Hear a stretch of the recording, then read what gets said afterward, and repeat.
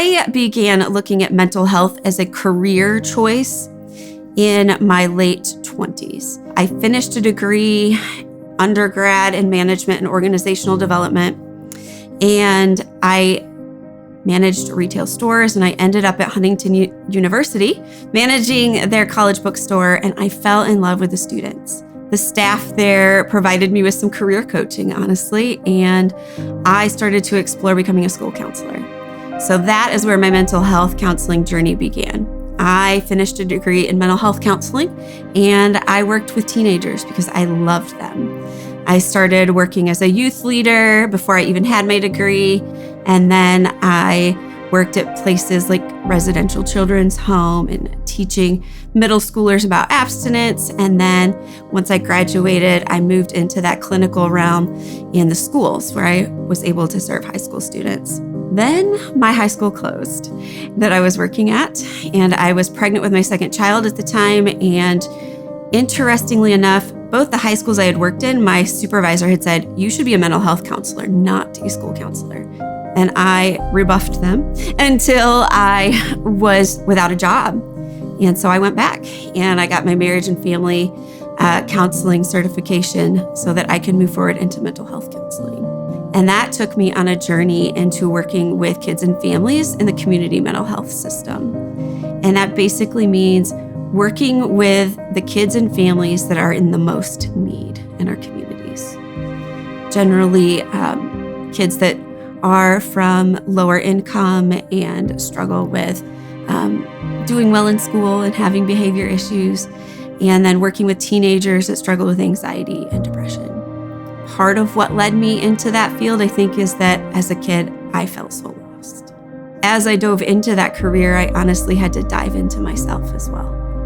And it got really challenging at points. It still is challenging at points because a good therapist has her own therapist, and you work through your own childhood trauma, your own adult traumas if you have them. Otherwise, you can't serve others well. On top of my own childhood trauma and adult trauma, things that I have gone through, when you are a therapist, you also experience what we call secondary trauma. And that means I'm listening to your story, and your story is traumatic, and now I'm taking that into my mind and body as well. And I have listened to hundreds, if not thousands, of children's and adult stories about their own trauma. My passion and my desire to help youth and families didn't always and doesn't always match my capacity to give back because I'm human. And so sometimes my cup is too full and I don't leave room to take care of myself. And because I'm a perfectionist and because I want to do everything well, I tend to say yes to too many things, and I tend to pursue too many opportunities at the same time. And then I'm burnt out.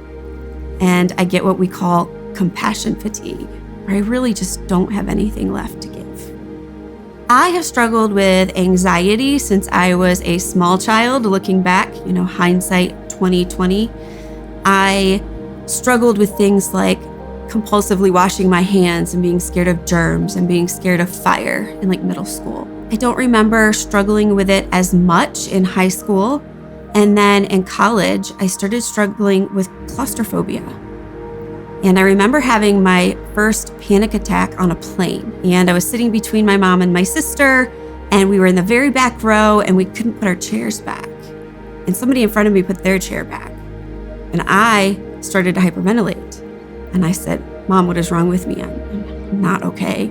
She said, you're having a panic attack. And she took me through breathing exercises. So that was the beginning of my true adult anxiety journey. I would say I was 18 or 19. And had a couple more instances where I had a panic attack because I got claustrophobic. Then in college, I went to Belmont University and studied music for a couple of semesters. And my anxiety was really high. And I went to the doctor and he said, I think you're struggling with anxiety and depression. Try this antidepressant.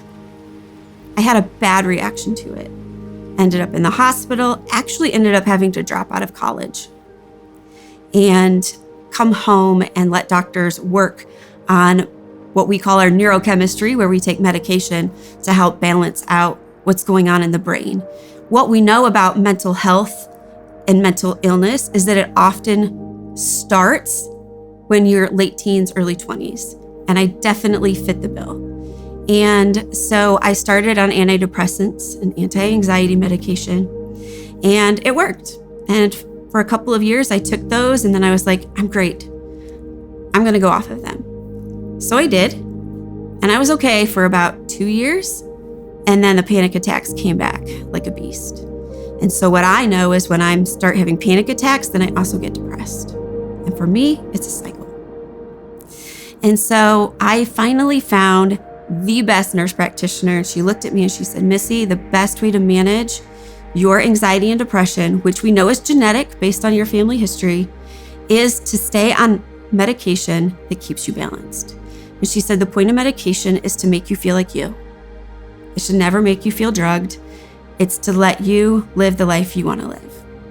And I would say that was close to 20 years ago. And I tried to go off medication a couple of different times to get pregnant, and it didn't work. And I remember another doctor looking at me and saying, Missy, stop. You need this, and it's okay to need this. And that's where freedom began for me. One of the things that has really surprised and I think disappointed me about the mental health industry is that we don't do a great job taking care of our own. There is some stigma within our own industry that we need to keep going and we need to keep helping, and that's just the way it's done. And that saying no really isn't an option. And I've had to learn that no is imperative for my own mental health. And I would say over the years that I have served in this industry, sometimes the expectations of the job outweigh my capacity. And I've always worked my way into leadership positions. And when you are also in leadership in the mental health industry, you are looking at expectations that are beyond just helping people with their mental health. It's also helping staff meet what we call productivity numbers, because we have to keep the lights on, right? You have to bill so many hours a week to keep your job. And I would say more recently, those expectations outweighed my abilities. And I had to take a step back. And those steps back are hard, and they're humbling, and they're frustrating, but they're so necessary so that you can reframe what you need in terms of self-care and self-compassion. I can think of a time when I started in this industry where I learned deeply about childhood sexual abuse. And I went through a spiritual desert. I remember meeting with my pastor saying, I don't know if I can do this because I don't get it. This is too hard. This is too hard. And over time, with great counseling for myself and what we call clinical supervision from those around me, I was able to build this repertoire of self-care and my ability to help kids that had deeper and deeper issues while still taking care of myself. But that doesn't mean it always works. Sometimes I have to take a huge step back. And more recently in my life, that's what I've done. I have stepped out of leadership and I have stepped into a role where I get to train others. I get to continue teaching at the college level, and I get to take on clients in my own business and at my own rate and at my own capacity. And that is huge for me. And I think it's something that I actually didn't feel I had the freedom to do until about 6 months ago. I really struggle saying no, especially to anything that I believe will advance my career or make others feel that I'm more competent. And there's a real battle in my head where I am telling myself, if you don't do this, they are going to think that you suck. Or my whole inner voice is just telling myself, you're no good. You're not enough. You need to do more. And that's what trips me up. I have struggled deeply, I would actually say, for the last decade on and off with depression. At one point during my last pregnancy, I even became suicidal. My psychiatrist said, "Oh, that's peripartum depression." I said, "Didn't know that was a thing." And so since then, I have been in and out of counseling, and I will say that I've not always had the right counselor.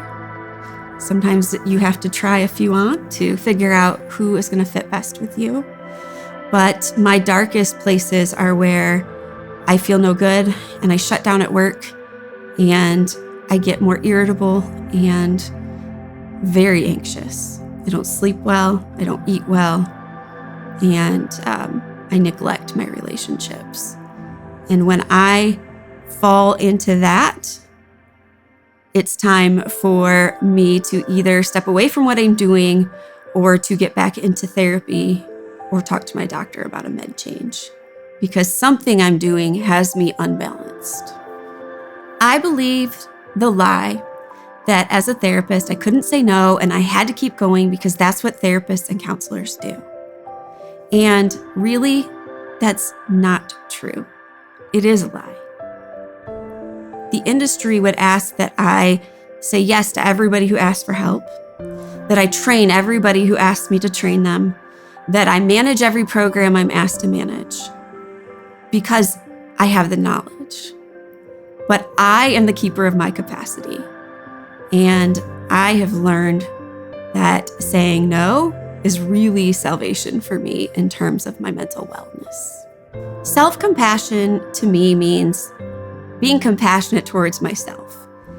If I had a friend who was upset and crying and having a rough day, I would tell them, "I love you. Let's go get coffee or let's watch a funny movie." And really, self-compassion is being able to do that for yourself. Saying to yourself, "I love you and you matter. You deserve to take a break. You deserve to have boundaries and say no and take that day to eat ice cream and watch a funny movie," right? And turn off the work phone. Don't check the work email. For me, that took a lot of hard work. I had an amazing therapist over this last year, and we really worked on my self-talk and putting healthy people around me and also making healthier decisions in terms of employment and what types of assignments I take on. It's not selfish to take care of myself. Or if you're listening, it's not selfish for you to take care of yourself. You matter.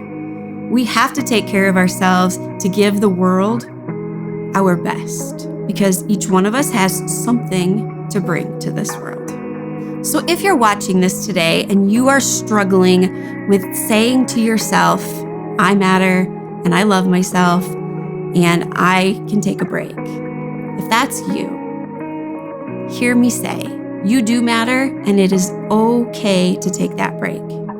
If you are struggling to do that for yourself, here are some things you can try.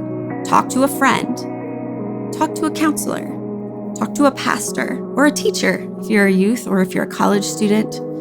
And you can also reach out to your friends here at Remedy. You can always text 494949 to talk to somebody about what you're struggling with, and they can also link you to professionals. You deserve that time and that space to be who you are and to find who you are and figure out what will make this life the best for you. Whether you are a mental health professional, a teacher, a law enforcement officer, an EMT, a doctor, a nurse, or even a stay-at-home mom, you need self-compassion. We all do, and we all matter.